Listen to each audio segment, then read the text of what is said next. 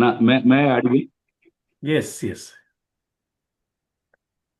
దేవుని నామంలో కూడి వచ్చిన ప్రతి ఒక్కరికి నిండైన వందనాలని చిన్న ప్రార్థన చేసుకుని మనం ఈ వాక్యాన్ని ధ్యానిద్దాం. పరిశుద్ధుడ ప్రేమమేడ మా పరలోకపు దేవ స్తోత్రం నాయన వందనాలు ప్రభా.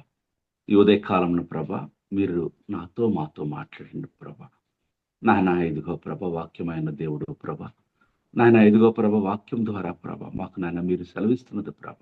నాయన నన్ను మీరు నోటిపోరుగా వాడుకుని తండ్రి దేవా, ఈ యొక్క చిన్న వాక్యాన్ని మేము ధ్యానించడానికి మీ కృప దయచేస్తారని, కూడి వచ్చిన ప్రతి ఒక్కరిని మీరు దీవించి ఆశీర్వదిస్తారని యేసయ్య పరిశుద్ధ నామమున ప్రార్థించి వేడుకుంటున్నాం పరమ తండ్రి. అవును.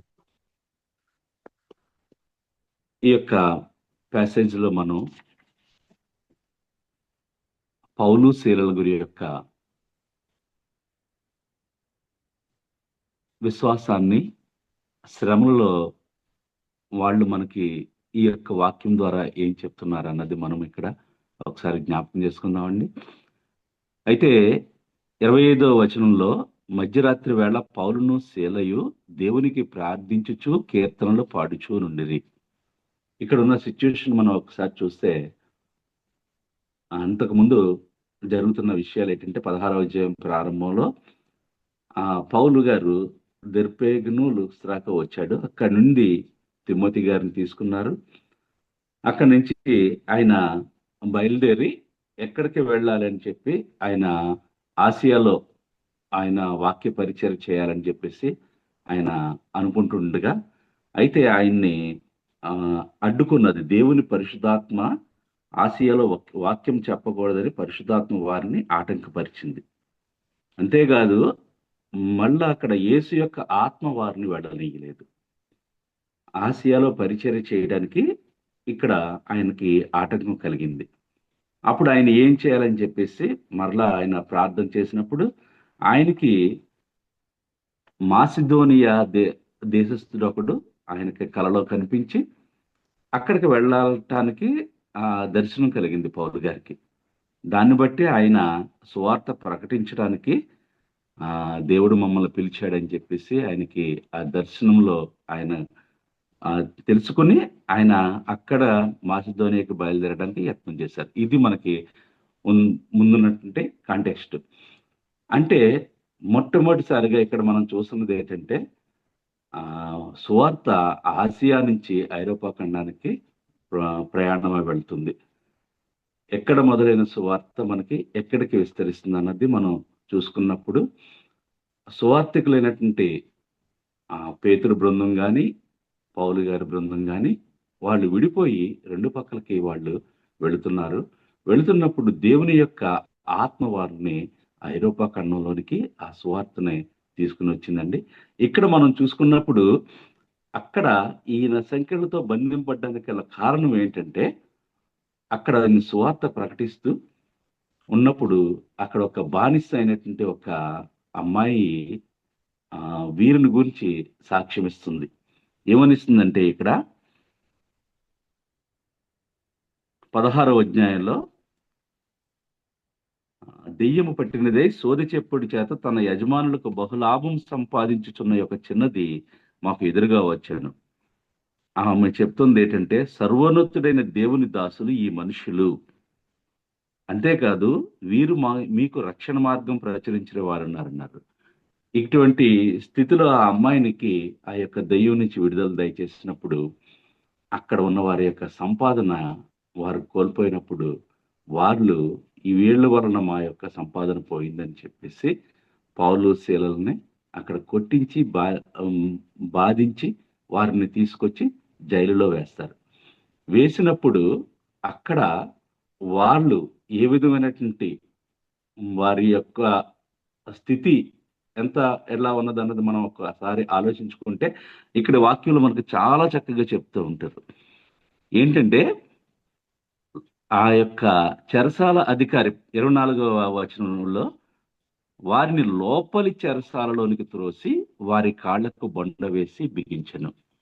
అంటే మామూలుగా చెరసాలలో ఒక భాగం ఉంటే అంతకన్నా లోపల భాగంలోకి వీళ్ళని వేసి, అంటే చీకటి కొట్టులోకి వేసి బొండ వేసి అది మనం గమనించినప్పుడు మనం చదువుకుంటుంటే చాలా సింపుల్ గా అనిపిస్తూ ఉంటది. కాళ్ళకు బండ వేసి వాళ్ళని చెరసాలలో వేశారని చెప్పేసి. కానీ అది ఎంత కష్టతరమైనటువంటి ఆహ్, అక్కడ ఉండటము, కాళ్ళకు బండ వేయటం అంటే కాళ్ళని బంధించి సంకెళ్ళు వేసి, ఆ సంకెళ్ళతో వాళ్ళు కూర్చున్న వాళ్ళని కూర్చోబెట్టడం. అంటే కాళ్ళు ఎంత ఇబ్బంది పెడతాయో, కూర్చోలేక వాళ్ళు ఎంత ఇబ్బంది పడాలో, అటువంటి స్థితిలో కూడా పౌలు, శీలలు దేవుణ్ణి వాళ్ళు ఎంతగానో వాళ్ళు ప్రేయర్ చేస్తున్నారు. ఇక్కడ మనం గమనించవలసిన విషయం ఏంటంటే, వాళ్ళకి ఉన్నటువంటి స్థితి ఏంటి? ఆ స్థితిలో వాళ్ళు ఎట్లా దేవుణ్ణి ఆరాధిస్తున్నారన్నది మనం ఇక్కడ గమనించాలండి.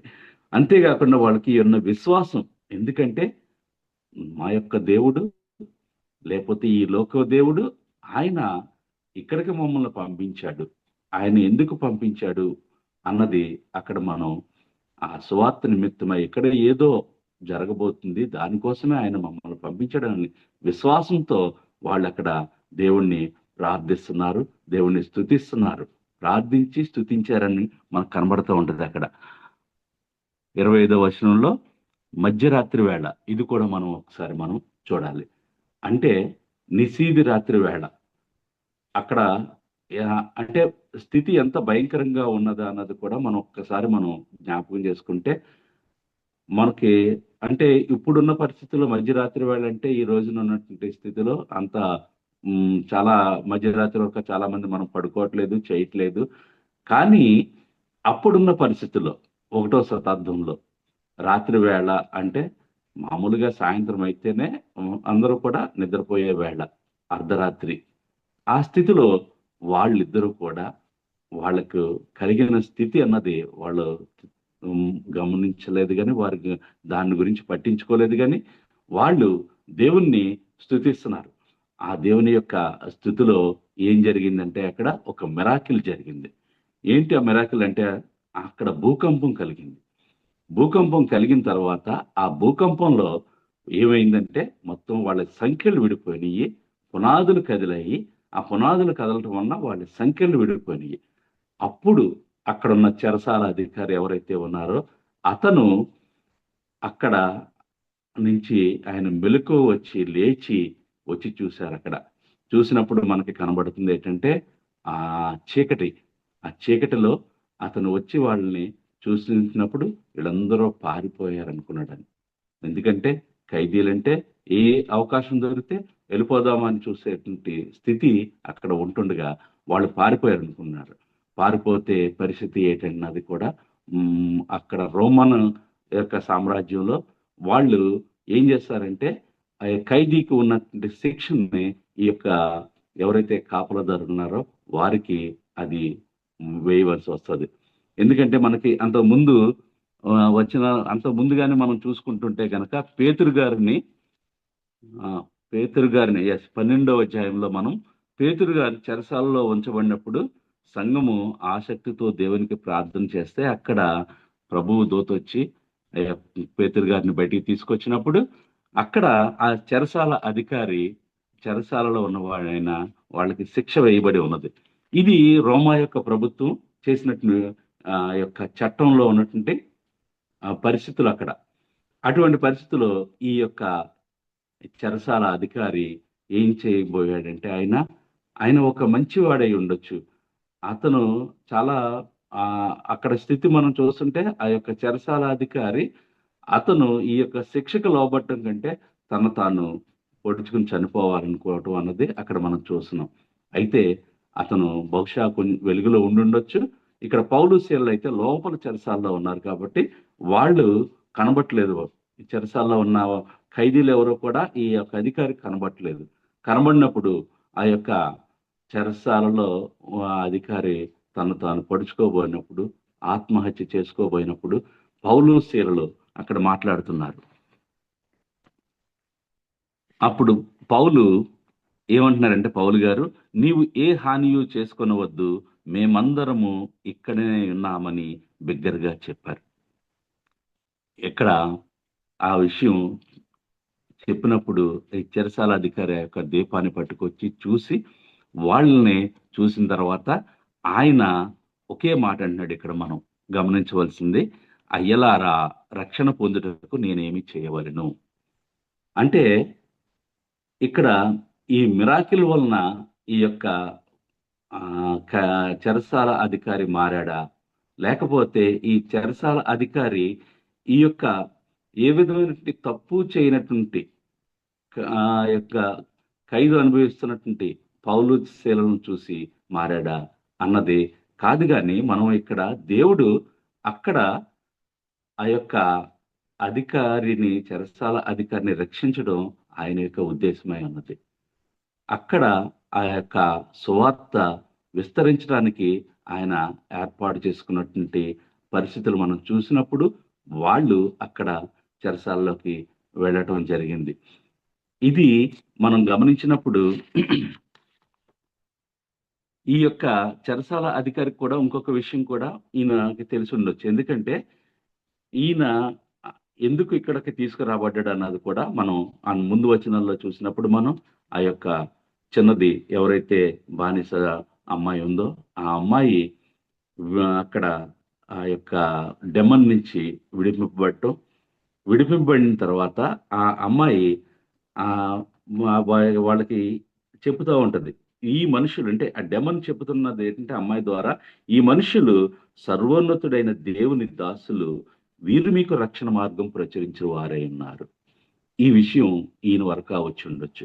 అందుకే ఈయన ఏమంటున్నాడంటే ఇక్కడ ఈ రక్షణ పొందడానికి అయ్యలారా నేనేమి చేయవలను. అప్పుడు పౌలు గారు చెప్తున్నారు, నీవు ప్రభువైన యేసునందు విశ్వాసం ఉంచుము, అప్పుడు నీవే కాదు నీ ఇంటి వారందరూ కూడా రక్షణ పొందుతారని ఆయన అక్కడ చెప్తున్నాడు. ఇక్కడ ఏదైతే స్థితి మనకి ఎప్పుడైనా సరే కలిగినప్పుడు మనం ఆ స్థితిలో నుంచి మనల్ని దేవుడు ఎందుకు మనల్ని ఈ స్థితికి తీసుకొచ్చాడని మనం ఎప్పుడూ కూడా బాధపడకూడదని ఈ వాక్య భాగం మనకు తెలియజేస్తుంది. ఎందుకంటే మన యొక్క స్థితి ఆయన అనుగ్రహించిందే. రోమా 8:26 మనం చూసుకున్నప్పుడు అక్కడ మనకు ఒక చిన్న వాక్యం మనకు కనబడుతుంది. ఒకసారి చదువుకుందామండి. రోమా 8:28 వచనంలో, దేవుని ప్రేమించు వారికి అనగా ఆయన సంకల్పము చొప్పున పిలువబడిన వారికి మేలు కలుగుటకై సమస్తమును సమకూడి జరుగుచున్నవని ఎరుగుదుము.